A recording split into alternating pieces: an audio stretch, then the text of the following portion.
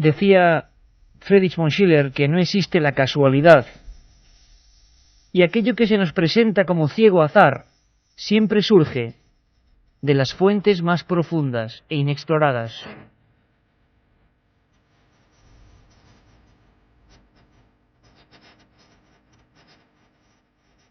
Hay casualidades que se repiten cíclicamente, como si fueran fragmentos de viejas películas, en entornos muy concretos.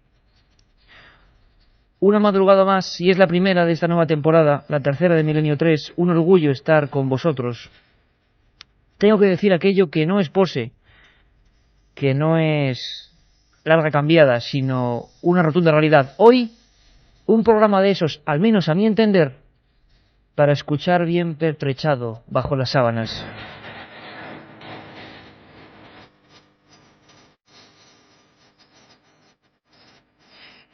¿Y por qué? Porque sí, porque el destino, porque la casualidad así lo ha querido. Ella tiene sus ases bajo la manga y a veces cambia cualquier tipo de preparación previa. Ella sabe cómo manejar los hilos.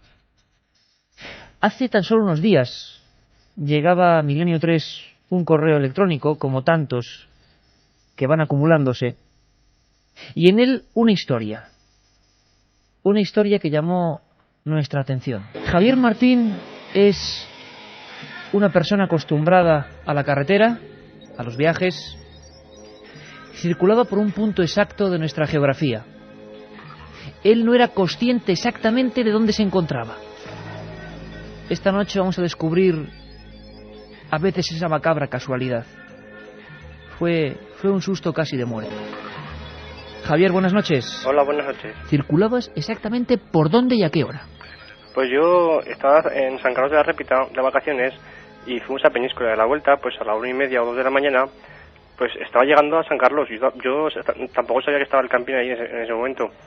Y iba por una recta, además era una noche sin luz, sin nada de luz, que no se veía nada, no había ningún coche ni por delante ni por detrás, y puse las luces largas, y en el momento que las puse aparecieron a la izquierda, a 1,5 metros del coche, unas 7 o 8 personas, todas separadas entre 1,5 metros y 2 metros cada una de ellas, y unas mirando hacia la carretera y otras mirando hacia atrás. ¿Tú conducías un automóvil o...? Sí, un coche, sí. Un coche. Iba con la mujer y con la chica. Exacto, ibas con tu mujer y con tu hija. Que venía atrás durmiendo en el coche. Ah, las dos iban detrás durmiendo, sí. ¿Tú ibas tranquilamente, ibas oyendo la radio o escuchando música? Iba oyendo la cadena SER, además, que empezaba el programa de hablar por hablar. Ajá. La 1:30 o así. Y entonces, tú circulabas y te encuentras un grupo de personas, sí. Pero que para que se hagan una idea los oyentes, unos miraban hacia el campo, digamos, y otros en la otra línea hacia el asfalto. Hacia el asfalto, pero estaban muy cerca del coche, a 1,5 metros así, o sea, que estaban invadiendo el carril contrario, que no estaban parados en... Pero además, a mí lo que me sorprendió fue que estaban muy quietos, o sea, paralizados, no se movían nada y mi cara se fue hacia el último. La última persona fue la que más me fijé yo en ella, que me dejó muy helado porque es que no tenía rostro, no tenía cara. Vamos a ver, Javier, es decir, tú ibas circulando y no es que estuvieran cada uno a un lado del arcén, sino que estaban estrechando el camino más todavía. Sí, estaban haciendo una fila, pero separados entre 1,5 metros y 2 metros, pero parados, o sea, uno con los pies mirando hacia la carretera, hacia el coche, y otros hacia atrás. Era una cosa muy rara. ¿Qué pensaste? Cuando tú vas circulando en ese momento en la recta, en un principio, ¿qué piensas? Yo en un principio me quedé paralizado, o sea, no... Y vi que eso no era normal, o sea, me di cuenta que lo que vi no era normal. Pero vamos, en ese momento me quedé paralizado, me quedé que... Incluso cuando pasé con el coche, miré por el retrovisor y seguían allí, o sea, que es que... ¿Redujiste la marcha? Iba muy despacio porque era de noche una carretera que no conocía y vamos, allí iba a 80 o así.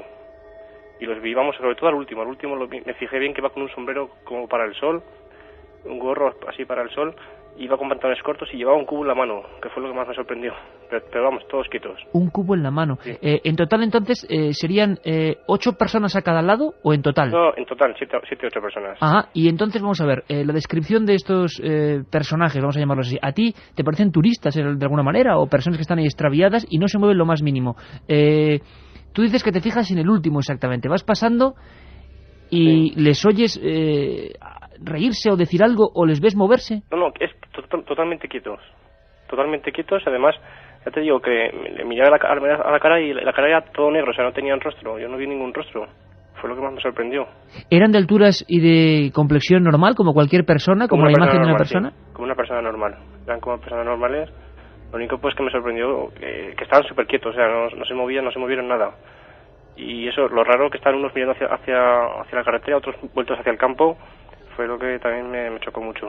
Y una cosa importante, Javier, tú los ves en plena noche, pero no había ningún tipo de iluminación en ese entorno. ¿Despedían algún tipo de luminosidad ellos o eran los focos de tu automóvil? No, o sea, yo los vi por los focos de mi coche, porque puse en ese momento las luces largas, porque no veía ningún coche de frente ni detrás. Entonces, o sea, la noche era súper oscura, y los vi porque puse las largas y en ese momento los vi. Es decir, tú pones las luces largas y en ese momento es cuando aparecen esas figuras. ¿Hombres, mujeres y niños? Te puedo decir el último llevaba ropa de hombre. ¿Qué ropa? Pues llevaba unos pantalones cortos, así, de color crema, y así como, y por encima una camiseta y como un chaleco de estos que se llevan así como los cazadores. Un chaleco. Y el cubo en la mano izquierda. Un cubo en la mano. ¿Recuerdas ahora, porque imagino que, recordarlo también es como revivirlo y es importante, ¿recuerdas ahora mismo algún otro ropaje, algún detalle de alguno de los otros cuerpos, o que te pareciese alguna mujer, o alguno más bajito que te pareciese algún niño o no? Mujer sí que habría alguna, sobre todo la penúltima creo que era mujer, pero niño no. Entonces tú continúas. Y aquellas dos hileras de gente, imagino que durante un momento las iluminarán las luces posteriores del vehículo y se van disolviendo. No, yo no, en el momento que me quedé paralizado, se me puso un nudo en la garganta, y yo como reflejo miré por el espejo retrovisor y vi que seguían allí. Entonces ya volvió la imagen, la volví al frente y ya no volví a mirar para atrás. Y al momento despertó a la mujer, le digo, ¿tú has visto lo que he visto yo? Y me dice, ¿dónde estamos? Y justamente entramos en San Carlos. Dice, pues justamente ahí está el camping. ¿Y estaba muy cerca el camping del punto exacto del encuentro? Pues según dice mi mujer, tenía que ser justamente por la puerta. Porque fue más o menos un minuto antes de llegar a las luces o así. O sea, fue más o menos el sitio que me dijo mi mujer que tenía que ser ahí, porque yo no he vuelto a pasar por la zona. ¿Qué sientes? ¿Cuáles son las primeras sensaciones al emprender la ruta? Yo me quedé paralizado, o sea, ya te digo, un rato paralizado, y luego como miedo y como... O sea, como querer saber lo que era pero vamos, que tampoco quieres investigar más, que me dio un poco miedo, un poco respeto, ¿no? Yo me di cuenta que lo que vi no era normal, porque por muchas cosas que vi raras, y digamos que tampoco... A la mujer sí, la mujer dice que cuando le llamé, le desperté, se asustó porque yo estaba sobresaltado, estaba excitado, estaba nervioso. Caramba, y cuando ahora nos damos cuenta de la tragedia enorme, además en turistas, que muchos de ellos irían vestidos así, que ocurre en los Alfaques, a uno se le pone... Yo luego investigué por internet y sí, me informé de lo que pasó ahí, que fue una catástrofe en un camión que murieron muchísimas personas. En una zona para mí desconocida, porque nunca había estado en San Carlos y vamos, me quedé muy sorprendido y un poco asustado. No se olvida esto, ¿verdad, Javi? No, y estoy hablando contigo y se me ponen los pelos de punta, ¿eh? Lógico, se me están poniendo a mí, o sea que imagínate. Fue una imagen que es para vivirla. Y como siempre, lo que se te quedará en la memoria sobre todo será la imagen de ese último hombre sin rostro con un cubo y un chaleco. Con un cubo y un chaleco y un gorro para el sol. A plena noche, a las 2 de la mañana casi. Fue muy... Y también que intenté ver la cara, pero que la cara era todo negro, no pude ver la cara. Javier Martín, buen amigo de este programa a partir de ahora, desde luego, y que nos ha confiado su experiencia, una persona como cualquiera de nosotros y que se encontró con lo extraño. Y te agradecemos muchísimo, Javier, que nos hayas hecho partícipes de lo insólito que a veces aparece en las carreteras. Un abrazo muy fuerte, amigo. Bueno, igualmente. Un abrazo. Gracias, hasta luego. La otra realidad. Milenio 3. En la SER.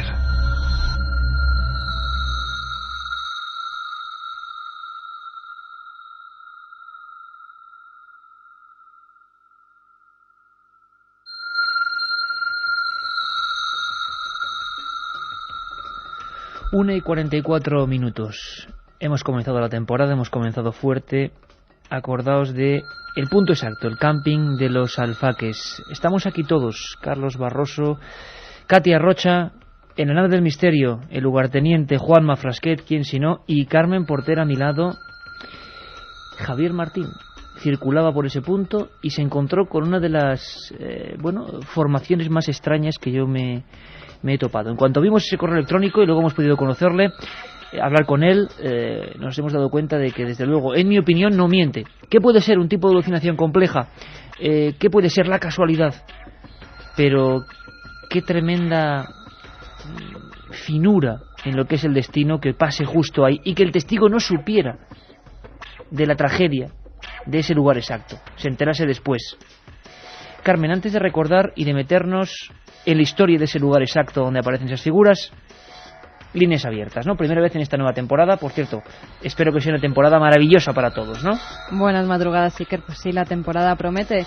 Ya habéis visto cómo hemos empezado con este caso, que además, pues fíjate, fue por un mail que nos mandó un oyente. Más casos que nos están llegando de oyentes muy, muy, muy interesantes, porque sabéis que sois una parte fundamental de este programa.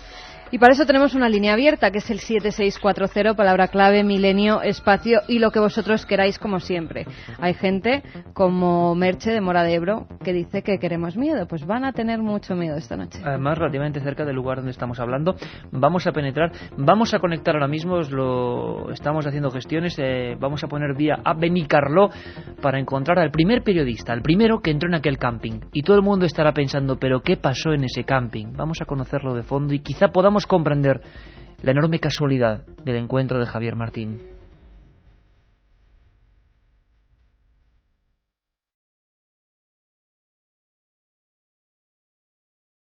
...7640, ya lo sabéis, hoy tenemos un regalo especial que luego vais a ver por qué vamos a regalar este libro. Se llama Un mensajero en la noche. Vamos a regalar 3 ejemplares entre todos los que escribís al 7640. Es una obra de María Vallejo Nájera que ha publicado la editorial Belacqua. Un mensajero en la noche. Una bonita historia, ¿eh? Terminemos el programa con ella, ¿te parece, Carmen? 7640, 3 libros, Belacqua, Un mensajero en la noche, una historia increíble. Estas apariciones pueden cambiar una vida.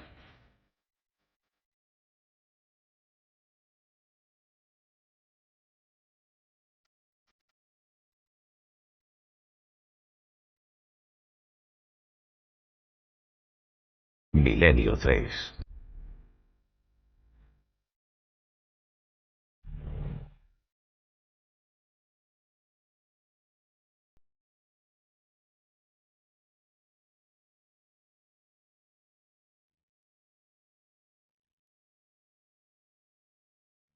La del camping de los Alfaques es una de las más espantosas tragedias ocurridas en nuestro país.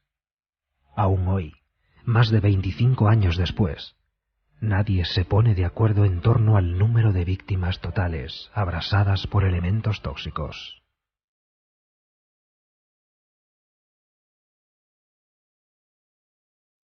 Lo que muy pocos saben es que desde entonces determinados fenómenos extraños se han ido repitiendo en el lugar.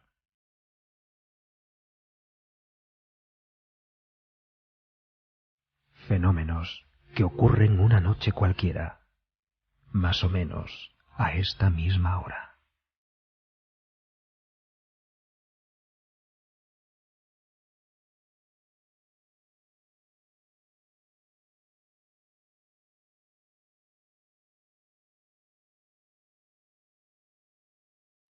El 11 de julio de 1978, hacia las 2:30 de la tarde, en el camping de los Alfaques, situado a 2 kilómetros de San Carles de la Rápita, en Tarragona, se produjo una de las mayores tragedias que hemos vivido en España.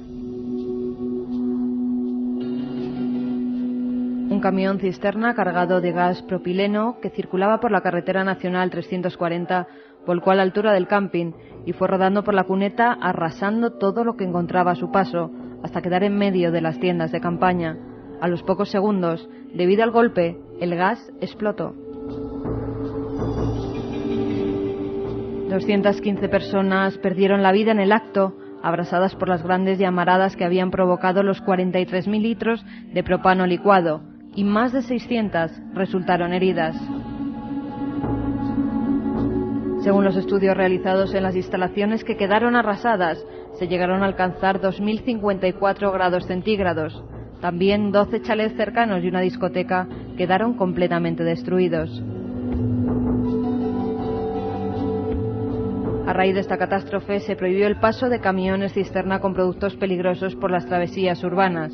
En la actualidad, en el lugar de los hechos, un mural con una inscripción y decenas de estrellas que simbolizan a las víctimas recuerdan aquella tragedia.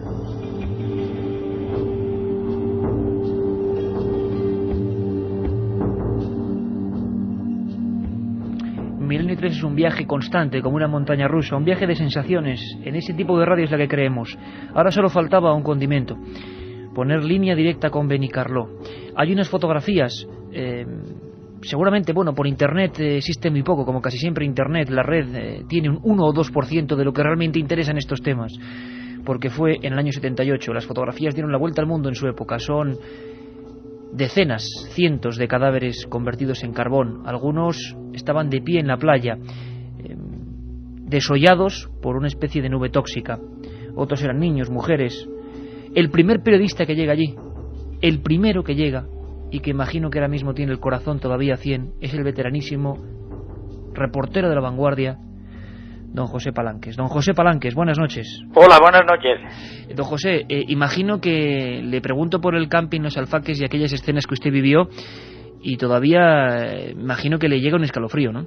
Aquello fue tremendo porque cuando yo entré en el camping, aquello era realmente tremendo. Aquellas bombonas de gas que explotaban y la gente que chillaba, y aquello fue realmente algo para no olvidar jamás en la vida. ¿Ustedes cómo se enteran de la noticia, don José? ¿Cuál es el primer soplo, la primera noticia? ¿Cómo llegan hasta allí?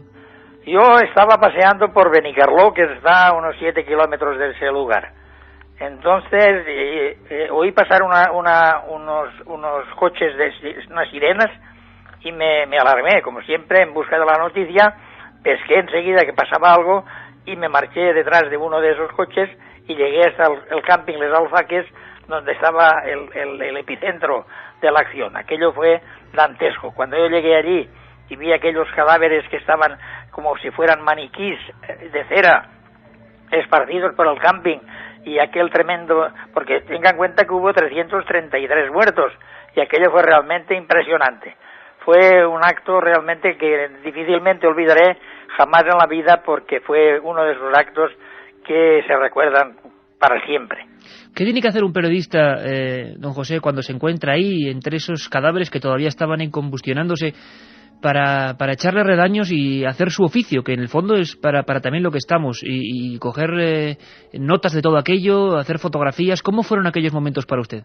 Pues fueron unos momentos tremendos, pero en los que yo no sabía exactamente dónde estaba y ni lo que hacía, porque si hubiera sabido lo que hacía y lo que me hubiera puesto a temblar, porque aquello era para temblar de verdad.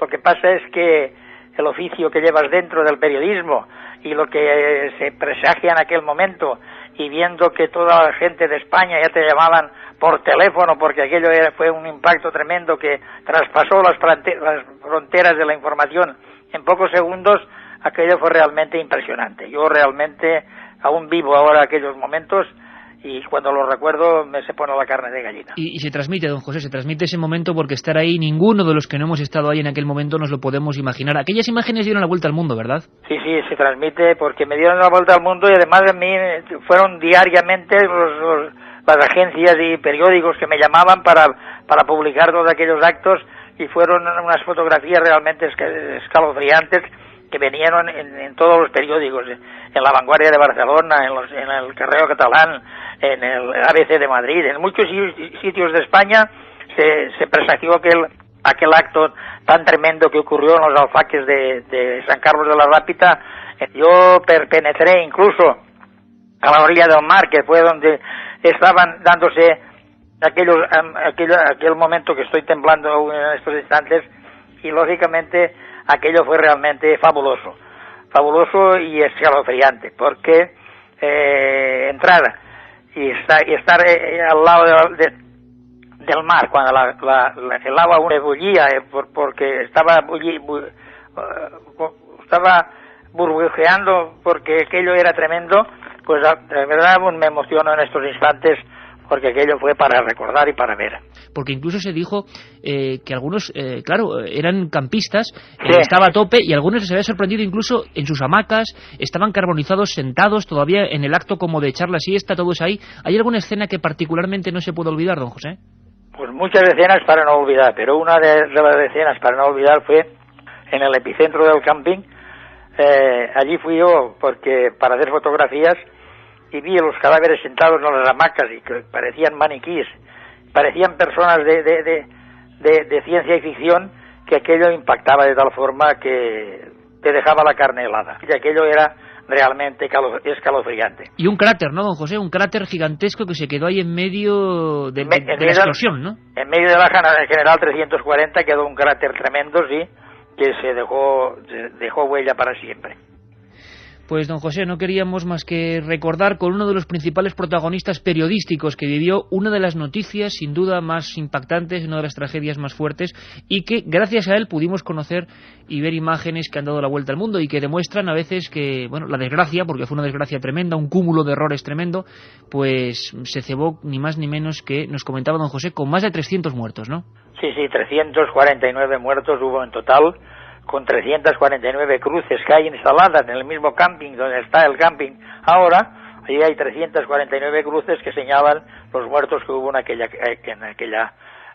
tragedia. No nos extraña, por lo tanto, don José, incluso que hayamos recibido mensajes, la gente, claro, incluso gente que le cogió miedo al sitio, es hasta lógico un poco, ¿no? Hemos recibido mensajes de turistas, en el buen sentido, porque es una zona preciosa y maravillosa, pero que le cogieron, claro, una sensación como de escalofrío, que, como decimos, les hacía casi pasar deprisa cuando pasaban por allí, ¿no? Yo creí que allí no volvería nunca más nadie, porque allí aquello era tremendo. Y cuando pasabas por allí te daba la sensación de ver todo aquello calcinado todavía, realmente impresionante. Y luego cuando colocaron aquellas 340 y tantas cruces en una estrella que hay en el mismo camping y que recuerda la tragedia, aquello fue realmente impresionante. Don José Palanques cubría aquella noticia para La Vanguardia y su buen hacer periodístico hizo que hoy, por ejemplo hoy, 26 años después, podamos recordar esta historia, que es parte de la historia negra de España, pero de la historia, evidentemente. Un abrazo muy fuerte, don José, y muchas gracias desde Benicarló por atender la llamada de la cadena SER. Pues una gracias de vosotros por recordar ese hecho, que yo lo recordé y lo recuerdo todos los años cuando llegan esas fechas más o menos, y que están en mi corazón como algo que pasó, como un sueño que completó una de las noticias más grandes que he servido yo como periodista y que me dejaron una profunda huella en mi corazón. Don José, un abrazo muy fuerte y a seguir con esa auténtica raza de periodista, que eso jamás se pierde. Un abrazo muy fuerte, amigo. Igualmente, gracias. La otra realidad. Milenio 3. En la SER. Este programa empezaba como una aventura de verano y por muchos amigos, ¿no? Por Mariano, por Antonio, por Daniel, por tanta gente. Pues mira, tercera temporada, y cuando uno oye a veteranos como José Palanque siente ese orgullo del periodismo. Y yo tengo que decirlo, compañeros, Katia, Carmen, Carlos, Juanma, que me siento profundamente orgulloso de compartir con vosotros esta aventura un año más. Os lo digo así de claro. A ver si nos va a hacer llorar ahora. No, la gente no sé si nos hace llorar o no. 7640, Katia. Bueno, un oyente también le pasa una casualidad. Dice que está verdaderamente asustado. ¿Será casualidad que hace una hora me enteré por mi padre lo que pasó en este camping y ahora escucha este programa? Las casualidades no existen. Mi amiga tiene un chalet en la zona y esta noche vamos a dormir allí. Pasaremos por delante, pero creo que se me quitan las ganas, nos dice Marta. Milen, en un universo regido por el orden, por las leyes de la física, de la química, yo tampoco creo en la casualidad. Nada pasa porque sí. Javi de Coruña nos dice esto. Estamos 5 chavales solos en un camping en Caspe, iluminados tan solo por los relámpagos. Nos estáis poniendo los pelos de punta. Seguid así. Desde Porriño, en Pontevedra, Manuel nos dice que una profesora le contó que la Santa Compañía es la que abre la procesión y va con una cruz en la mano, que él piensa que nuestro corresponsal lo que vio fue la Santa Compañía y lo que hay que hacer es santiguarse. Antonio de Leganés nos dice, ya empezamos, voy en el camión ya asustado para toda la noche. Qué bien. Buenas noches, Iker. ¿Te acuerdas hace años en Gasteiz, nuestra ciudad, cuando chocaron 2 camiones de reparto de butano al lado del cementerio? Nos lo cuenta Andoni. Otro amigo que nos dice, las muertes repentinas accidentales a veces nos esclavizan a deambular en el sitio del suceso.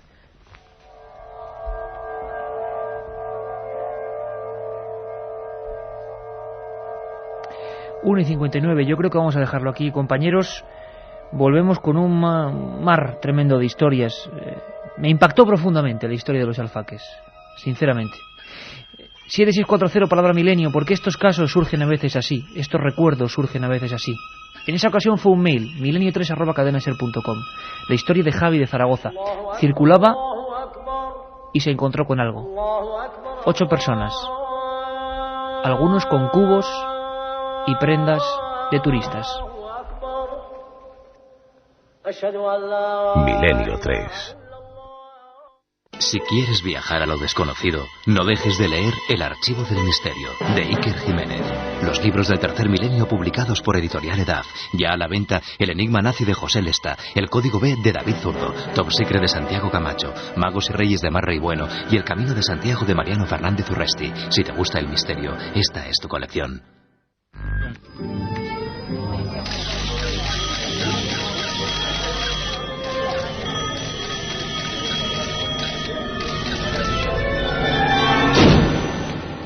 Milenio 3. Una ventana abierta hacia otros mundos. Milenio 3. Milenio 3. Cadena SER. Pase lo que pase. Milenio 3.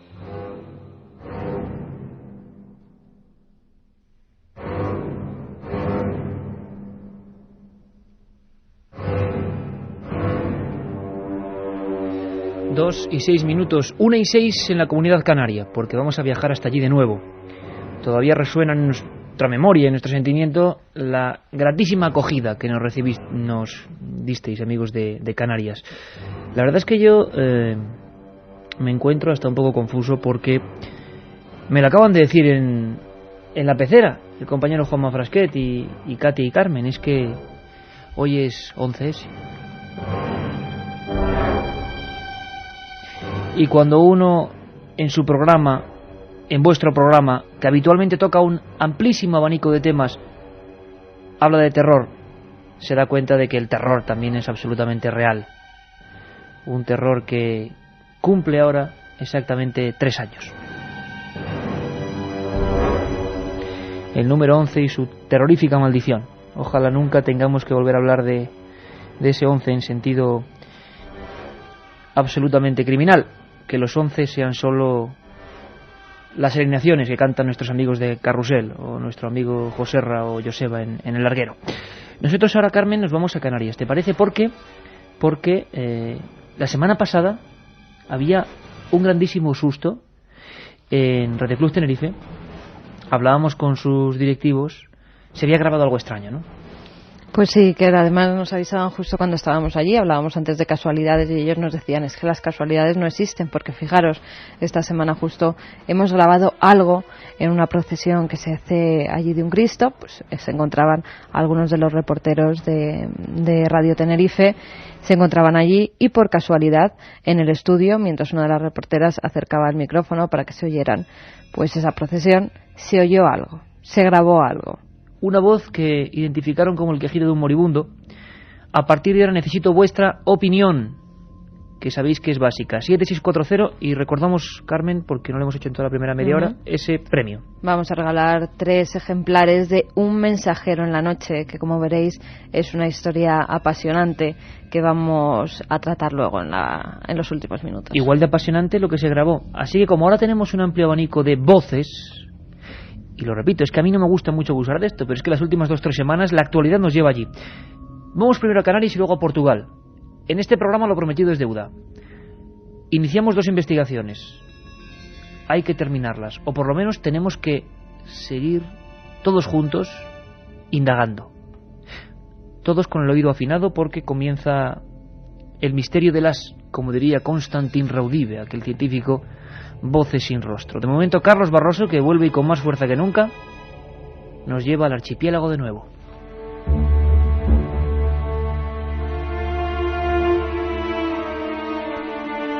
La semana pasada, una noticia alertaba a nuestros compañeros de la cadena SER en Tenerife. Una voz desagradable, como el quejido de un moribundo, surgía en una conexión en vivo en la procesión del Cristo de la Laguna.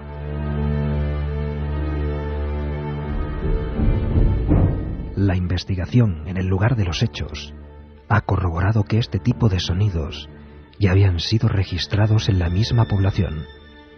Un colaborador de Milenio 3, Héctor Pérez Fajardo, pudo grabarlos hace no mucho tiempo.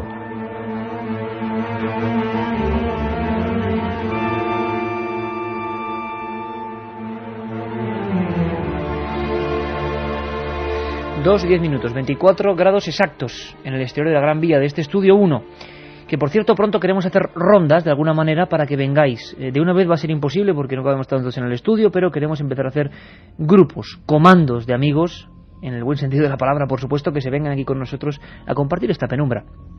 Espero que sea un día más agradable, más interesante en el sentido informativo, porque hay que volver nuestros pasos sobre lo acontecido en Tenerife. Vamos a empezar escuchando la voz de nuevo. ¿Os parece, amigos? Investigación a partir de ahora. Queremos saber lo que escucháis. Nosotros no lo tenemos muy claro, solo escuchamos una especie de grito o respiración extraña. Juanma Frasquet la tiene ya preparada. Vamos con ello. Muy bien, bueno, pues por lo que vemos, y como siempre además, la laguna no solamente lo festeja de la forma... Bueno, ahí teníamos el primer documento. Era Noemi, si no recordamos mal, Carmen, la persona que estaba en un Cristo muy devoto, el Cristo de la Laguna. Estaba conectando con los compañeros del Hoy por Hoy, y los compañeros del Hoy por Hoy se dan cuenta perfectamente de que una especie de grito, además muy concreto, que no parece un sonido telefónico, que no parece alguien que se acerca al micrófono, la corresponsal no escucha nada, se dan cuenta de que hay algo inquietante, extraño.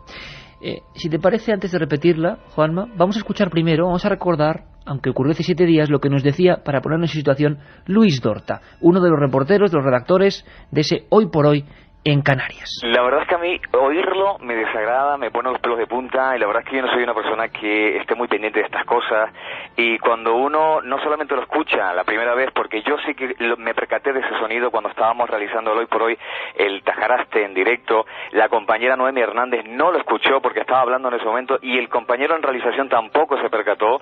Yo realmente miré para todos lados porque pensé que aquello se había colado, que había entrado. Uno está acostumbrado a sonidos de teléfono, a interferencias, pero ese sonido me resultó realmente extraño, ¿no?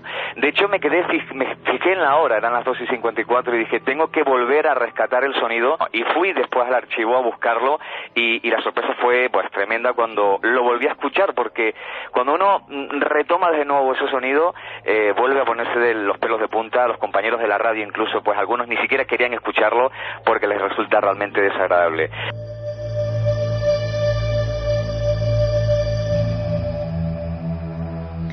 Y era la voz del compañero Luis Dorta. En el estudio nos dimos cuenta, o se dieron cuenta, mejor dicho, el César López del César, de que había una conexión con una voz previa, con una voz anterior. Fernando Hernández, el especialista en aborígenes que llevamos para hablar de las pirámides de Güímar, junto a Sebastián, uno de los responsables del complejo de Güímar, de repente dio la luz de alarma. De repente dijo que, caramba, esto me suena. Ella empezó una investigación paralela. Al parecer, en el mismo lugar, en la misma población, en la laguna, se habían grabado unas inserciones muy similares. Era curioso, era raro. De nuevo la casualidad, una especie de grito también mortecino, como un estertor, lo que sea. O un defecto de los micrófonos, por cualquier cosa en la Comunidad Canaria, aunque bueno, nos parece un poco extraño.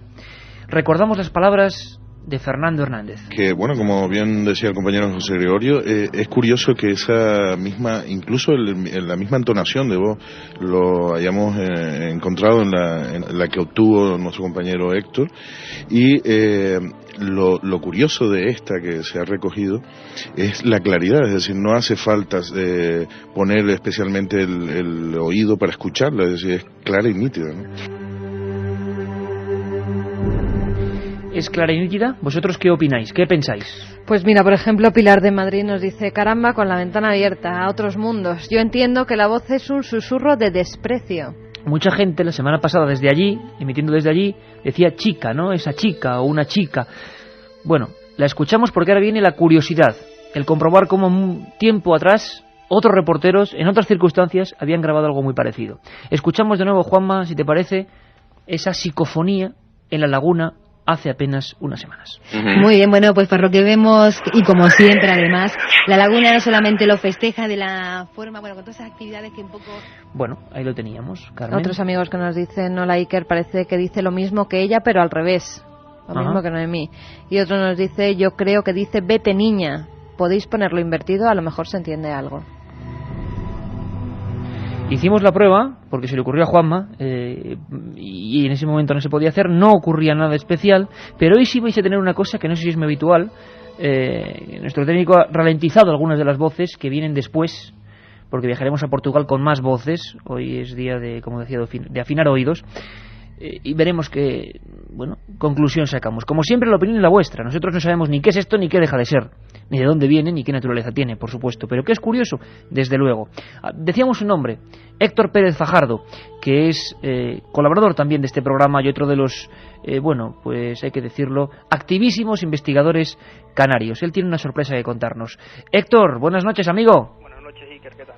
Bueno, primero encantado de saludarte, porque hablamos también de tus investigaciones cuando estuvimos allí en Tenerife. Hablamos contigo hace mucho tiempo, yo no sé exactamente qué fechas, cuando empiezas a publicar tú la historia de la Casa de la Laguna. Aproximadamente en el 2002, creo que fue hace 2 años ya.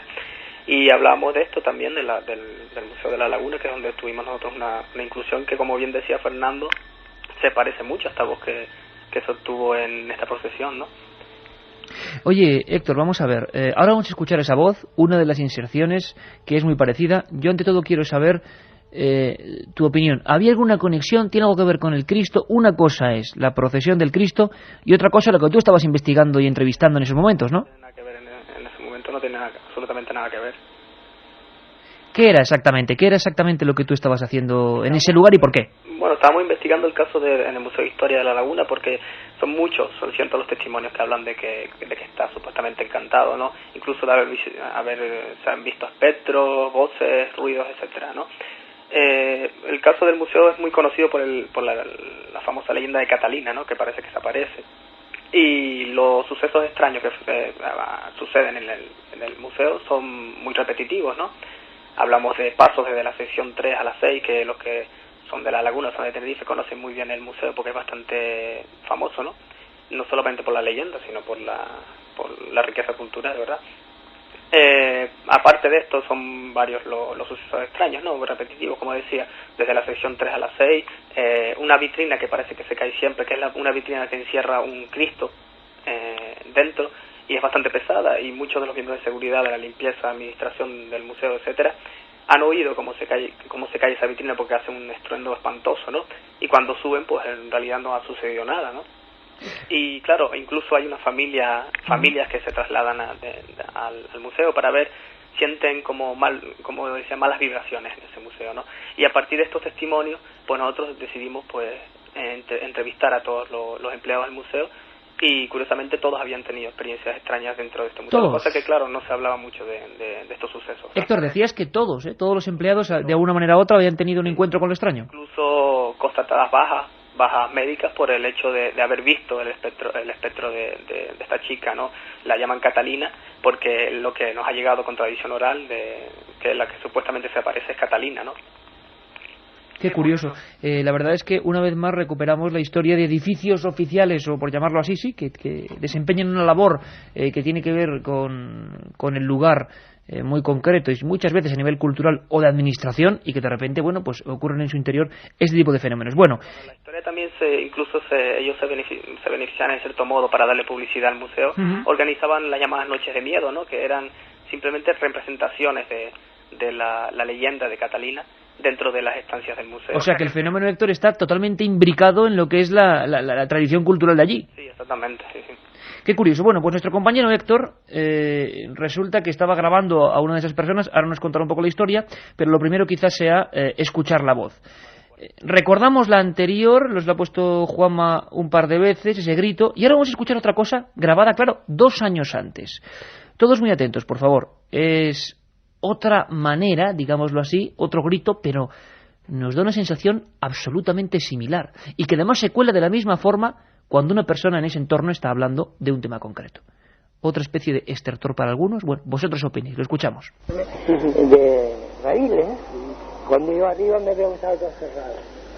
Y no había, pero no lo tiene, en ese momento no tiene vibraciones grandes. Ahí teníamos uno de los gritos, una especie de grito como de dolor, ¿no? La grabación no es muy buena, hay que avisarlo, pero de repente surgía ese grito que es muy parecido al anterior. Vamos a hacer una cosa, Juanma, ya sabes que las noches que hay voces tienes que trabajar el triple, porque estamos de un lado para otro buscando cortes.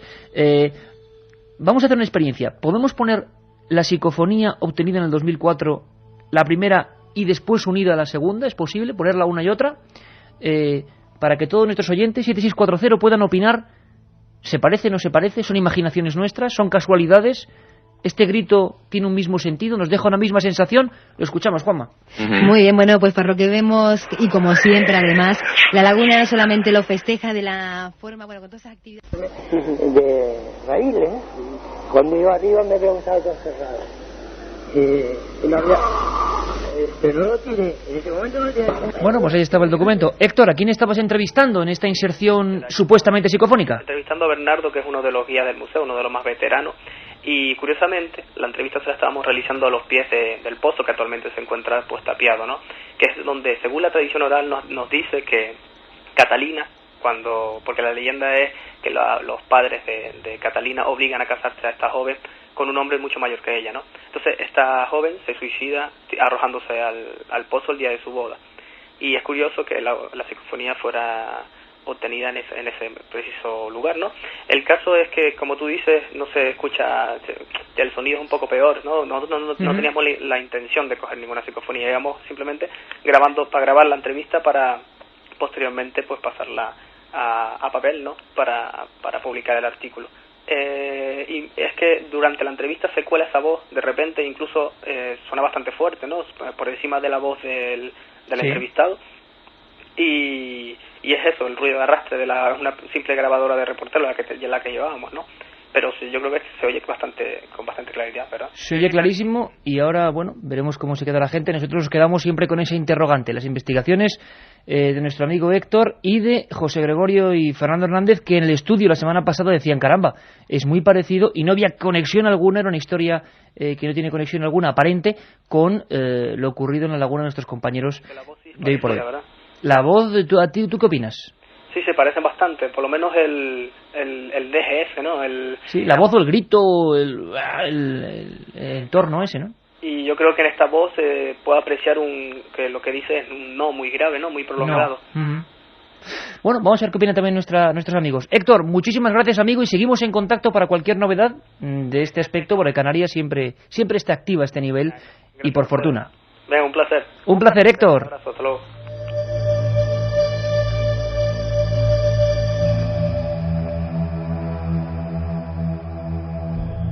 La otra realidad. Milenio 3. En la SER. 2:22. Y vamos con mensajes que nos envían al 7640, palabra clave milenio, como el de Alberto de Barcelona, que nos dice, a mí me parece que dice es la chica. Juanvi de Valencia, yo creo que dice no hay más visitas. Carlos de Alicante, yo escucho calla chica. Yo creo que no dice nada, parece un susurro agónico, nos dice otro amigo. Antes de escuchar chica es como un susurro o una respiración larga. Saludos a todos los del programa, nos dice Sandra. ¿Y la gente coincide en que se parecen o disiente? Pues por el momento nos están diciendo solo lo que dice, lo que se entiende. Lo que se entiende. Dice como la primera, claro, que dice otro Ernesto de Valencia, nos dice la voz, dice vete miña. Todo esto entroncaría, y si acudimos al esoterismo, al espiritismo más antiguo y también más rancio, hay que decirlo así, y del que hay que decirlo, yo particularmente no me fío mucho, pero ahí están sus datos, sus doctrinas, como otras cualquiera, desde luego científicas no, porque el espiritismo nunca ha tenido nada de científico, siempre si acaso de sorprendente, que también es importante. Los espiritistas tenían una explicación ellos, nunca se pudo demostrar, para este tipo de fenómenos donde los hechos se repetían. Es decir, también nos valdría para todo lo que íbamos a comentar, incluida la visión de Javier Martín muy cerca de los alfaques. Como decíamos antes, como películas que se repiten, que se proyectan una y otra vez, a veces con espectadores y a veces en completa soledad. ¿Cuál sería esa teoría que tiene más de un par de siglos, Carmen? Estaríamos hablando de impregnación ambiental y según esta teoría los sonidos o las imágenes pueden perdurar en un lugar determinado a través del tiempo con la posibilidad de ser captados en determinados momentos. Es decir, y que serían como fragmentos del pasado congelados en forma de energía que en un determinado momento pues son captados o por una cámara o por una grabadora. Y esta inserción concreta de Carmen Porter, de nuestra compañera, me hace a mí reflexionar y adelantaros que va a haber muchísimas novedades en Milenio, entre otras, a ver qué os parece el diccionario del misterio. ¿Por qué tenemos que saber qué es una impregnación? ¿Por qué demonios hay que saber qué es un ectoplasma? ¿Qué es un osciloscopio? ¿Qué es 1000 cosas? Que tienen que ver en el fondo con el misterio. Bueno, pues sobre todo en las madrugadas de 3 a 4, aparte de las dramatizaciones que vuelven con todo el equipo de producción de la SER, aparte de 1000 historias nuevas, de 1000 secciones, vamos a tener los términos. Vamos a aprender un poco todos para saber manejarnos mejor, yo el primero, en estas historias. Impregnación, los alfaques, la laguna, sí, no, vosotros opináis.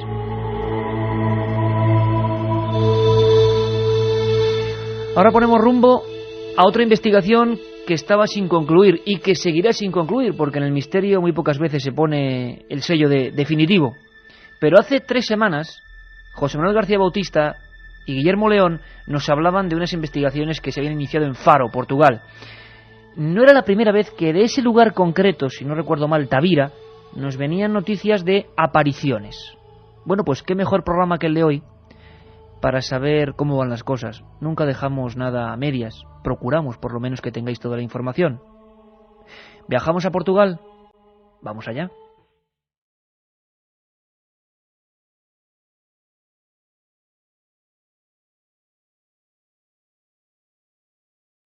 José Manuel García Bautista, enviado especial de Milenio 3 a Faro, en Portugal, ha sufrido una serie de amargas experiencias que fueron captadas fielmente por las grabadoras. Las supuestas inserciones psicofónicas, muy de fondo, parecen transmitir un inquietante mensaje en portugués.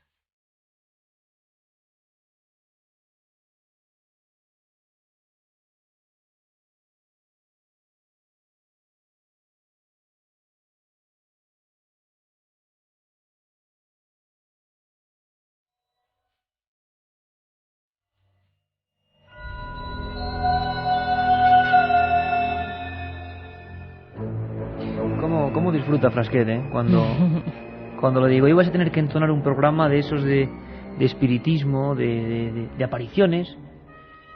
Siempre sobre el papel, amigos, siempre sobre el papel. Que aquí simplemente exponemos los hechos que nos van llegando. Intentamos, como hemos hecho con los alfaques, que tengáis toda la información. Si ocurrió algo, ¿qué ocurrió? Si hubo un periodista, ¿cuál fue el primero? Si hay un testigo, aquí está la voz. Es nuestra línea, mejor o peor. Nuestros compañeros estaban en Portugal. Uno sobre el terreno, pasándolo bastante mal, me parece a mí, no es la primera vez, y otro desde el laboratorio, investigando lo que son unas voces, os lo advierto, muy complicadas. La curiosidad que están en otro idioma. Esto no es muy normal, pero hay que afinar el oído un montón. Un montón. José Manuel García Bautista, nuestro corresponsal en Andalucía. Buenas madrugadas. Buenas noches, Iker, buenas madrugadas. ¿Cómo estás? Pues aún sorprendido por toda la información que estáis dando esta noche, por supuesto, y por lo que nos trajimos de Portugal. Que no es poco. Vamos a saludar a Guillermo León, Sevilla. Buenas noches. Buenas noches, Iker. Compañero, hace tan solo un par de semanas por aquí estabas, ¿verdad? Exacto. Y ahora ya metido, nos prometiste que te ibas a meter también a fondo a analizar todo el material, ¿no? Exacto, un material bastante fuerte, ¿eh? Sí, pero a la vez de fuerte. Bueno, primero hay una cosa que a mí me ha parecido, amigos, muy fuerte, y abrimos aquí el debate, porque la voz que creo escuchar, y vamos de voces, la voz que creo que parece de fondo cuando está hablando José Manuel en algunos momentos, sí. Es una voz muy parecida, ¿no, José? Es una voz que parece que es la misma persona, una mujer. Sí. Yo apostaría a que se trata de la misma voz. Sin embargo, habría que decir que mientras que yo hacía ese recorrido por la casa en el que iba comentando a una cámara pues por dónde iba y haciendo una descripción y demás, pues se empiezan a filtrar ruiditos que por supuesto yo no oigo, y que luego tras analizar la cinta pues descubrimos que es gracias a los ordenadores evidentemente, descubrimos que es una voz de una chica, de una mujer, que parece que por el timbre, por las características de esa voz, ¿no?, por el sonograma de esa voz femenina, parece que es la misma mujer. Sin embargo, mientras que estábamos haciendo esa grabación, excepto el cámara y yo, no venía nadie más con nosotros, que es lo curioso. Sin embargo, la voz, como bien apunta, sí parece ser que es la misma, y por supuesto hablando en perfecto portugués. Oye, me vais a hacer un pequeño favor, y toda la audiencia que estará ahí atrapada con vosotros y con vuestras opiniones, nadie tiene por qué saber y por qué seguirnos tan habitualmente como para conocer en profundidad qué demonios está investigando ahí José Manuel. Así que, si os parece, vamos a recordar un poco qué hace allí nuestro compañero.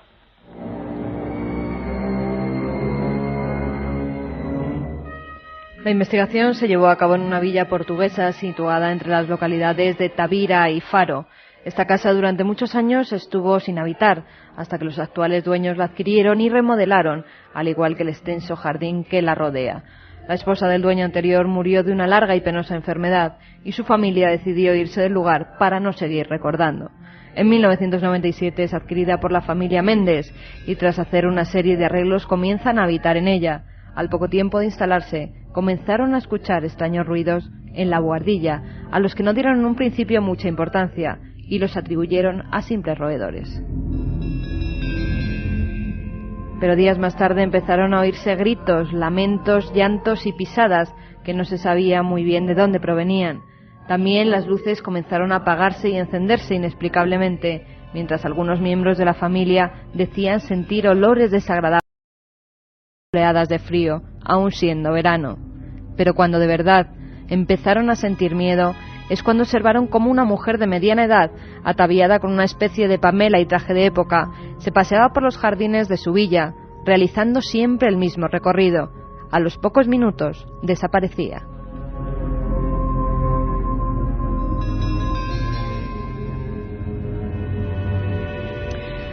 Bueno, pues esa es la breve ficha de la historia. Lo que nos encontramos son algunas voces y algunas historias muy concretas y que ahora vamos a repasar. José Manuel, el peor momento que tú vives ahí, porque nos cuentas que le llegaste a pasar mal, ¿no? Sí, se pasa francamente mal, Iker, porque yo quiero que la audiencia se imagine, bueno, pues a una persona, en este caso yo, en medio de un extenso territorio, todo lleno de viñedos, tratando de buscar evidentemente una aparición espectral, fantasmal, vamos a llamarlo así, que me estaban informando por un walkie y que yo personalmente vi junto con 8 testigos desde una terraza, y que incluso hay diferentes tomas y diferentes fotografías de una luz y demás. Y bueno, que cuando bajé in situ al sitio, pues yo no veía nada. Sin embargo, por los walkies, y casi histéricos, casi nerviosos, me estaban diciendo que lo tenía a 2 metros de mí. Yo quiero que os imaginéis pues al investigador allí también aterrado, por qué no decirlo, mirando 360 grados a su alrededor, tratando de localizar nerviosamente lo que le estaban diciendo que debería de ver, y sin embargo no veía, esperándote que pudiera pasar cualquier cosa en cualquier momento, porque realmente el miedo no tiene control, ¿verdad? Entonces fue una situación un poco extraña, un poco violenta incluso, al no ver nada, y realmente mis compañeros estar viendo a aquella señora de época, que la tenía justamente a 2 metros mía. Guillermo, el material sonoro ha sido más productivo que el material gráfico. Yo diría que sí. De hecho, bueno, tú sabes bien que cuando yo tengo constancia también del caso, pues me encontraba ahí en Madrid. De hecho, estábamos ahí en el estudio comentando, no sé si se recordará, pues el caso, ¿no?, que nos iba a comentar José Manuel, ¿no? Y bueno, pues una vez ya aquí en Sevilla y analizando el material, que se ha dicho de paso, es bastante extenso, ¿no?, y hemos seleccionado pues el más entendible y el más claro, pues la verdad es que nos quedamos un poco sorprendidos pues de la claridad, ¿no?, de estas voces, que como habéis comentado antes, pues bueno, sí, yo también atribuiría a la misma persona, una voz femenina. Una voz repetitiva y siempre parece, ahora pediremos la opinión de la gente, en portugués, ¿no? En portugués siempre. Y además 2 características que quería comentar. Una, que bueno, que cuando escuchemos la psicofonía, ¿no?, es que interactúan con lo que está comentando José Manuel en ese momento, ¿no? Y otra es, pues bueno, cuando estábamos aquí hablando José y yo, pues del asunto, pues hombre, no descartábamos el que hubiera algún tipo de fraude, porque aquellas apariciones fueran algún tipo de proyección, algún tipo de holograma, ¿no?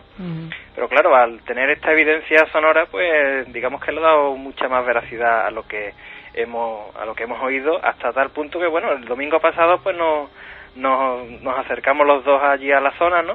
Porque claro, a mí personalmente me había traído bastante el caso. Es lógico y normal, y además es la muestra de que nuestros corresponsales siempre están en perpetuo movimiento. Hay un montón de preguntas en el 7640 palabra milenio. Carmen, la retenemos un momento porque es momento de también comenzar a escuchar algunos documentos sonoros de esta investigación, solo unos pocos, porque desde luego, como decía Guillermo, la investigación es mucho más amplia, la investigación la están llevando fenomenalmente y iremos conociendo a porciones, pues nuevos datos. Vamos a ver, yo como no entiendo muy bien algunas de las voces, los contenidos, me gustaría que nuestros compañeros nos fueran guiando, pero vamos a escuchar un primer fragmento que encima a Juanma se le ha ocurrido también ralentizarlo después un poco, porque entonces es cuando se ve clarísimamente que hay una inserción de algo que quiere decir algo y que es una voz que se repite constantemente. Bueno, veremos ahora el contenido. Vamos a ver la primera, que seguro que siempre en la primera nadie escucha más o menos nada. Lo que tenéis que estar muy atentos, y más porque no es nuestro idioma, es que de fondo surge algo, como una voz de una mujer. Luego la escucharemos más lenta. Vamos allá. Esta casa que supuestamente está encantada, vamos a pasar ahora por un pasillo. Habíamos puesto en este caso la ralentizada primero. Vamos, Juanma, si podemos con la primera normal. Es decir, una voz en la que sale, hay que avisar a nuestro compañero José Manuel García Bautista, estaba caminando por un lugar muy concreto y en ese momento, por debajo de su voz, surge algo como si algo estuviera ahí intentando hacerse escuchar o comentar algo. Es una voz un tanto aguda, es una voz que parece una mujer, y sobre todo quedaros con el tono, aunque sé y soy consciente, ahí por los cascos lo oímos fenomenalmente, y como muchas veces ocurre, pues bueno, en otros ámbitos, por receptores, por radio, resulta que no se escucha igual. Os pedimos disculpas porque estos temas son siempre absolutamente, muy curiosos de mantener para la audiencia. Dicen, oye, que no se escucha nada, oye, que sí se escucha, que no, ¿qué tal?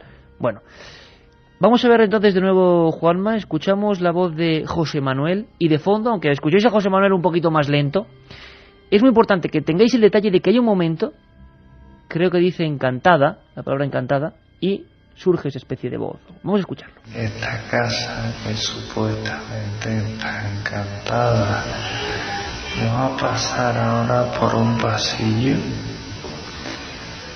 Voz metálica por el efecto del ordenador y justo como un grito, como unas voces, justo cuando dice José encantada. José, ¿dónde estabas? ¿Qué dice esa voz exactamente, tú crees? Pues exactamente estaba en la parte de arriba, en una de las partes remodeladas, y iba por un pasillo, uno de los pasillos que los testigos afirman, bueno, que hay oleadas de frío, malos olores, e incluso que allí han sentido como a una persona llorar, ¿no?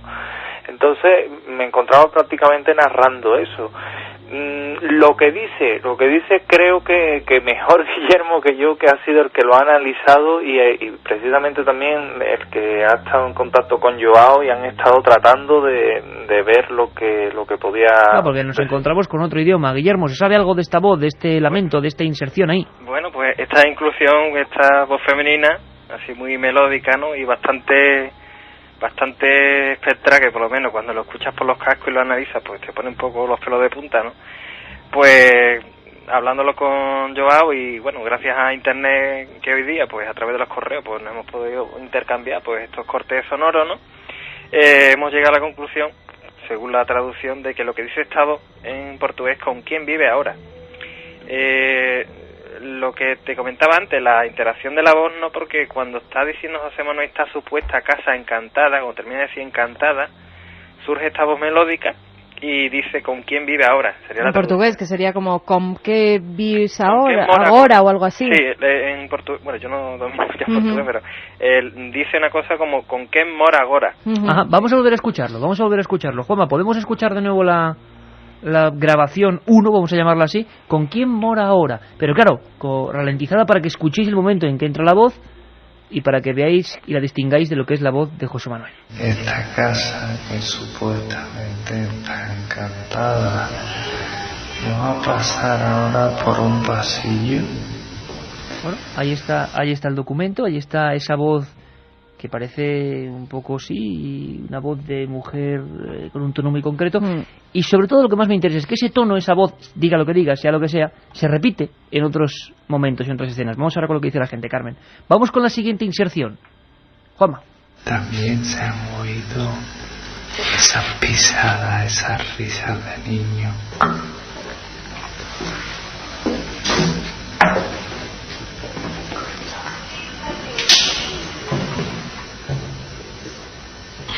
Esta es la que dice Carmen, que parece que dice al final la voz, risas de niños. Sí, yo es que esta la entiendo en castellano, no la entiendo en portugués. Vamos, y entiendo eso, risas de niños, como si repitiera lo que tú dices. Hay una José. serie de sonidos, de golpes. José, la voz de José no es la psicofonía, ¿eh? Eso hay que dejarlo muy claro, que es el efecto de ralentizar mínimamente la voz porque al ser tan rápidas cuando se pone en el original, apenas es consciente la gente, lo hemos estado probando antes.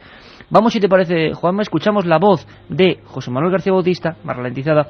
Está caminando por un lugar, habla él de risas de niños, de un lugar donde le dicen que le están informando que hay risas de niños, y al final esa voz de nuevo, ese mismo tono, esa voz como aflautada que aparece al final, vuelve a hablar, parece que dice risas de niños, o no sé qué demonios puede decir. Lo escuchamos. También se han oído esas pisadas, esas risas de niño.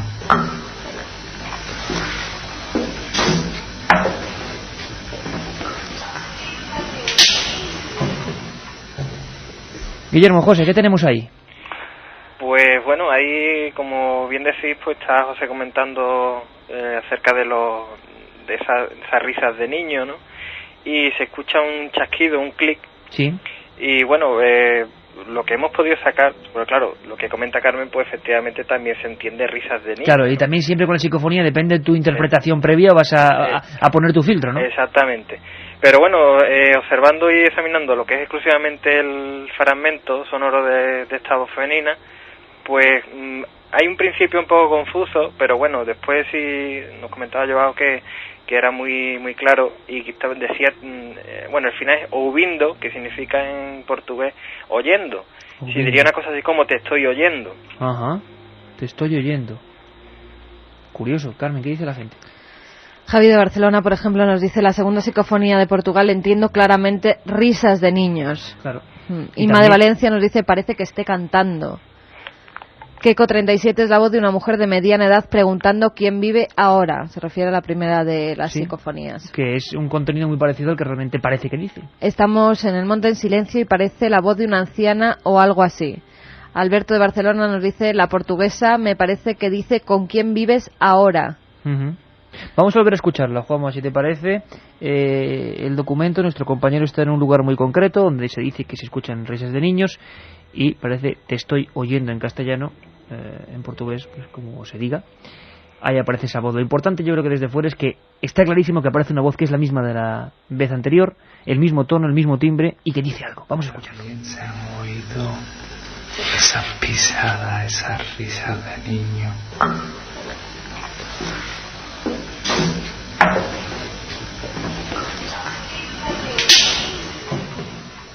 Sí, la verdad es que claro, yo ya no me puedo despegar Sí, de las además risas de niño, ¿no? Risas de niños, Exacto, como sí. muy acentuando la José I de Manuel, niño. ¿y realmente había esa leyenda ahí, esa tradición de un lugar con risas de niños? En esta planta sí, por parte de los actuales propietarios. Yo te puedo decir que, y aquí quizás viene también lo más gordo, ¿no? Lo que más nos ha sorprendido, es que investigando el caso, los modernos propietarios son los que han sufrido los fenómenos. Los anteriores propietarios, tenemos la constancia de que María, la esposa del anterior propietario, fallece entre el año 56 y 59. Nosotros nos hemos puesto en contacto con hijos de este matrimonio, que viven más al norte de Portugal, más por la zona de Lisboa. Y bueno, hemos estado consultando, por supuesto, no es grato hablar de este tipo de cosas, y menos cuando a lo mejor estás hablando de que el espectro de su madre puede estar por allí, ¿no? Evidentemente. Pero hombre, eso es en la teoría, claro. Claro, por la descripción que le hemos dado y demás, y luego la voz que le pusimos, no ralentizada, sino por lo que más o menos se oyen en lo que es la psicofonía.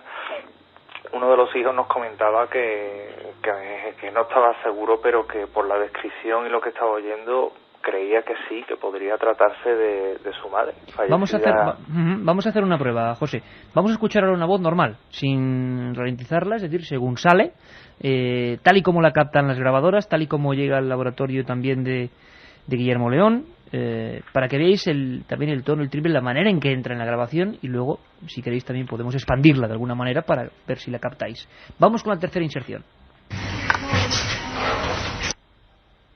Esa es difícil de escuchar, ¿eh? Vamos a ver otra vez, Juanma, si podemos. Yo escucho la palabra y, como decía nuestro compañero, tesoro algo, ¿no? Guillermo. Sí, en este tercer corte el contexto es bajando unas escaleras, ¿no? Bajando a una planta inferior y bueno, pues se escucha otra vez esta voz femenina y esta vez más que melódica, así un poco como quejándose, ¿no? Sí, más ofensiva, ¿no? Sí, y bueno, viene a decir en portugués un tesoro de Damai.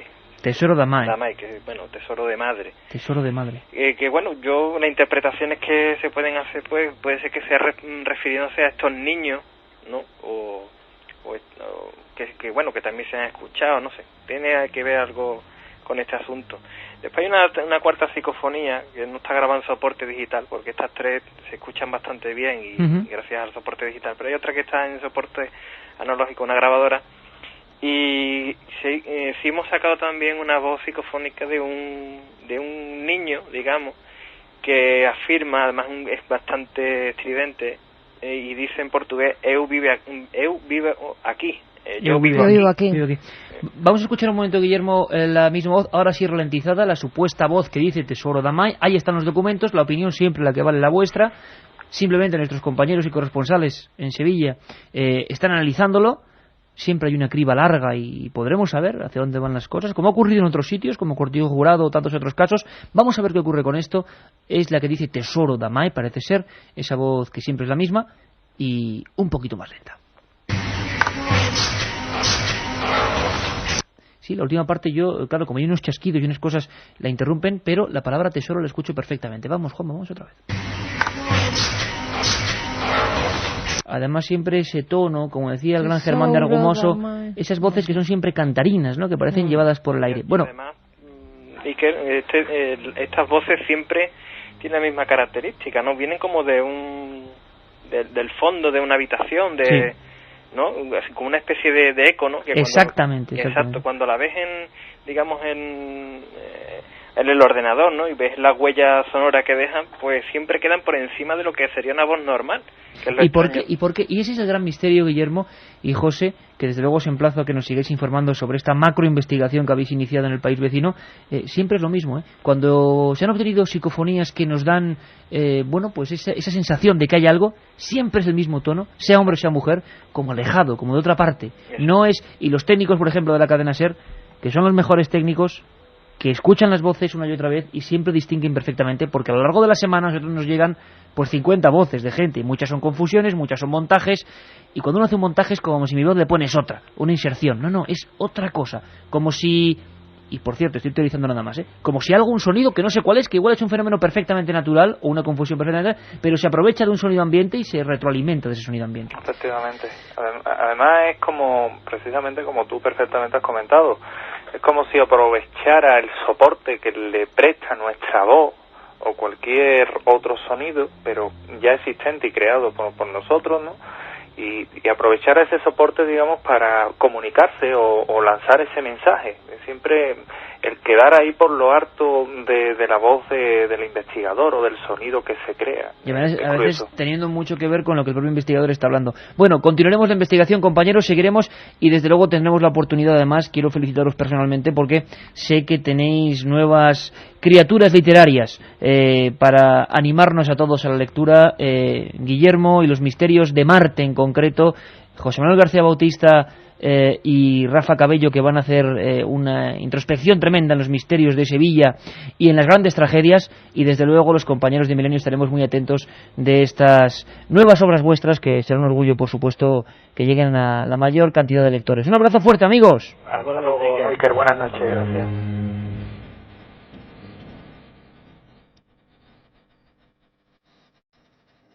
Milenio 3 en la SER.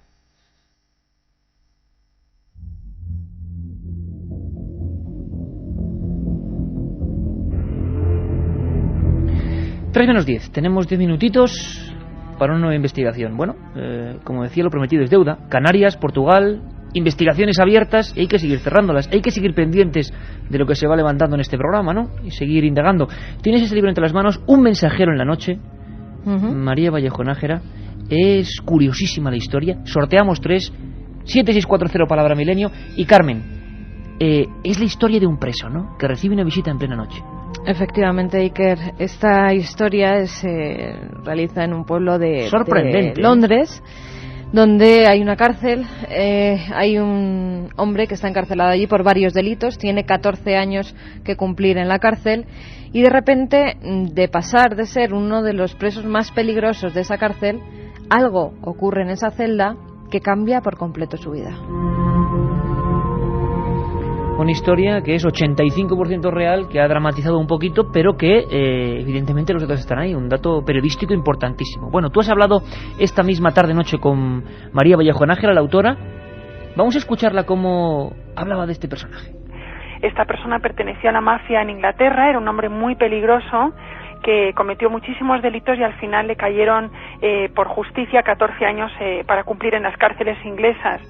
Y bueno, pues era un hombre altamente peligroso, estaba siempre metido en líos dentro de la cárcel, y lo que le ocurrió fue que cuando le faltaban 4 años para cumplir condena, él jura y jura que tuvo una experiencia mística que consistió en que se le apareció un ángel, un ser angélico que le habló, y a partir de ese día no pudo volver a tomar las drogas, nació en él una enorme necesidad de orar, de que alguien le hablara de Dios, porque él antes de esto había sido ateo, no sabía nada de espiritualidad. Y bueno, acabó su condena y acabó su vida también como monje benedictino. Yo ya le conocí como monje benedictino y el libro está basado en las entrevistas que le hice durante 1 año y medio. Sorprendente cuando menos, y la repercusión en la propia cárcel es tremendo, porque los directores de esa cárcel, a este hombre, a Alan, ¿cómo era el nombre exactamente, Carmen? Pues a ver, te lo leo porque es un poco complicado y aquí que no sabe mucho inglés. Albert Michael Westbrook. Hay que decir que no es su nombre real, es un nombre inventado por la autora. Pero el hombre murió en el 2002 y existió realmente. Sí, el hombre existe realmente. Ella durante 1 año y medio, la autora, María Vallejo Nájera, durante 1 año y medio convive con este preso que se hizo monje benedictino y cuenta luego la historia, que es el libro que es un libro basado en una historia real. Incluso en la cárcel los directivos no se lo pueden creer, piensan que es un truco, esa increíble transformación en una sola noche. Le había visitado un mensajero dentro de la celda. Lo que ocurrió con los presos fue muy interesante, y esto para él también fue muy importante para darse cuenta que realmente algo le había pasado a nivel espiritual, porque él estaba rodeado de amigos muy agresivos. El protagonista de mi novela era líder dentro de la cárcel, era un hombre muy admirado, muy respetado, controlaba droga dentro de la cárcel, o sea, era un mafioso ya dentro de la cárcel. Y claro, sus compañeros ven de la noche a la mañana a una persona totalmente diferente. Era el mismo en cuanto a su inteligencia, su personalidad, con un cambio radical de bondad. Era una persona muy agresiva y muy temida, y de repente empieza a cambiar, a entregarse a los demás. Pasó de ser el navajero número 1 del grupo a intentar poner paz cuando había broncas, a intentar darles consuelo, y esto obviamente lo notaron, los primeros que lo notaron fueron los presos, ¿no? Una historia increíble. Además parece que se despiertan después de esta extraña visita de un ser en su celda umbría y lóbrega, un interés de estudio y una facultad increíble para aprobar todos los exámenes que le ponen delante. Sí, además, fíjate, Iker, porque anteriormente él no tenía ningún tipo especial de pasión por la lectura. Desde ese momento empieza a leer casi compulsivamente la Biblia, todo lo que cae en sus manos, todo el libro que cae en sus manos, y de ser casi una persona analfabeta pasa a sacar en todos los exámenes que les hacen, porque va un profesor a examinarle de determinadas materias que él decide estudiar, y en todos los exámenes saca matrículas de honor. En cuanto a la capacidad de estudio, fue absolutamente extraordinariamente sorprendente, ¿no? Era una persona poco literalmente educacionalmente mal formada, o sea, con pocos estudios, y estudió todo lo que pudo. En la cárcel en Inglaterra, si tú pides estudiar, te lo conceden dentro de una serie de limitaciones, ¿no? Y bueno, pues a él enseguida le dijeron que si quería pasar los exámenes para estudiar teología, que vendría una persona de la facultad más cercana a pasarle los exámenes, etcétera, y así fue. Y sí, efectivamente, él estudiaba todo lo que podía, a veces no tenía tiempo para prepararse los exámenes profundamente, pero sí, cuando se sentaba delante de la hoja, pues tenía una inspiración muy gorda, muy profunda, y simplemente pues se sabía las respuestas, pero ya no se le olvidaron nunca. O sea, eran respuestas que es un fenómeno realmente muy, muy sorprendente. Y vosotros opináis como siempre, ¿qué pudo ser? ¿Cómo era ese individuo? Era una aparición realmente, como ha ocurrido en otros casos. Yo le he pedido a Katia que buscase en los archivos porque yo sabía una historia parecida en Vitoria, parece mentira. La muerte del buen ladrón, año 55, un condenado a muerte. El autor fue Primitivo Ibáñez y Argote, un hombre que también, después de una experiencia en la celda, cambió radicalmente su pensamiento. ¿Qué es lo que vio este hombre, Carmen? Pues según las descripciones que le da a María Vallejo Nájera, lo que este hombre ve es una figura angelical. Es un ángel que además luego, cuando sale de la cárcel, él pasa 4 años más en la cárcel después de esta aparición, y al salir de la cárcel él ve de nuevo a este ser y a otros ángeles. Incluso a la autora le dice que a ella también la acompaña siempre un ángel. Sea lo que sea, al menos dejemos buen sabor de boca después de tanto miedo hoy, ¿no? Las apariciones pueden cambiar la vida, pero para bien. En una celda algo ocurrió y este hombre sufrió un tremendo cambio de conciencia. ¿Cómo era el retrato robot de lo que vio? Estaba dormido y a las 2:10 de la madrugada del 1 de enero del 97 le despierta una sensación como que le tiran de la cama con un golpe seco en el pecho. Cae del camastro, él lo primero que se le pasa por la cabeza es que hay alguien que le va a pegar, que se había hecho algún compañero de la cárcel con la llave de la celda. Cuando consigue abrir los ojos ve un ser lleno de luz. Él me lo describió como de una altura media alta, digamos, humana, media alta, una figura humana, pero que eso sí, emanaba una luz impresionante de la ropa que llevaba. Decía que llevaba como un traje blanco. Me describió hasta el tipo de tela. Decía que le recordaba algodón, pero muy, muy brillante. Y él tuvo el impulso inmediatamente, todavía no entendía por qué, de ponerse de rodillas, ¿no?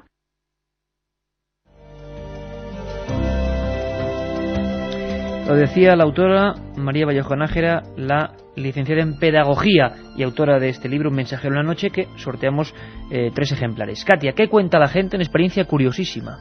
Bueno, pues por ejemplo, en referencia al primer caso, hay un oyente que nos decía que nuestro corresponsal no veía el rostro porque podía tenerlo carbonizado. Bueno, es el corresponsal, el testigo, ¿no? Javier Martín, el primero que iba conduciendo por los alfaques, que decía que al final había un ser que no le veía el rostro. Decía porque estaba carbonizado.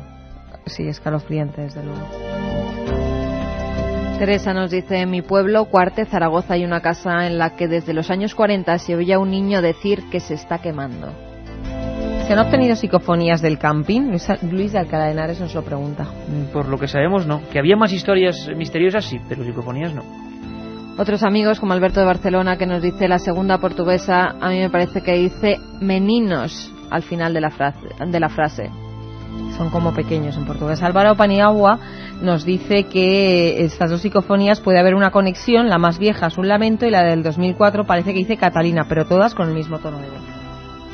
El hombre de Zaragoza vio entes que aún no aceptan lo que les ocurrió y se encuentran desorientados, nos dice otro amigo. Bueno, la experiencia, cuando siempre, es vuestra opinión, como siempre, que desde luego, sea lo que fuera, objeto natural, perfectamente explicable o no, marcó para siempre la vida de un conductor que a estas mismas horas pasaba frente al lugar de la tragedia, el camping de los Alfaques. Bueno, espero que Noemí no esté escuchando esto, porque Javier de A Coruña nos dice: ¿existe algún dibujo, alguna imagen de Catalina? ¿Se parece físicamente a vuestra compañera Noemí? Podría venir por ahí la casualidad. Bueno, lo indagaremos desde luego con los compañeros en Canarias. Carmen. Amigos que estaban asustados y que nos decían: pero bueno, que os van a quitar el programa, que ha dicho Joseba. No, es que Joseba dice unas cosas. Ni nos van a quitar el programa, ni otros como Guillermo Rodríguez, que nos dicen que nos han censurado un programa sobre el 11S que ya teníamos para emitir, cosa que es completamente mentira. La cadena SER a nosotros nunca nos ha censurado nada. Y vamos ahora con los ganadores. Joseba, que daba miedo el programa, digo, al final nos van a regañar, pero ha sido un comentario, una broma, desde luego. Los 3 ganadores, Katia. Los 3 ganadores, que son, a ver, que los tengo por aquí. Que ven que volváis con tanta fuerza, aún mejor que la temporada pasada. Gracias, Paco de Madrid, es vigilante en Alcobendas y a él le mandamos unos libros. Otro oyente, Nacho de Cáceres: soy fiel desde el primer programa y hasta que el cuerpo aguante, aunque mira que paso miedo. Y para terminar, Azucena de Navarra, que nos dice que no sabe si se cree algo o no, pero dice que por lo menos le damos algo que pensar. Y es que programas del 11S hubo ya 2, ¿verdad, Carmen? Así que temporada muy fuerte. Un abrazo, compañeros, hasta el domingo.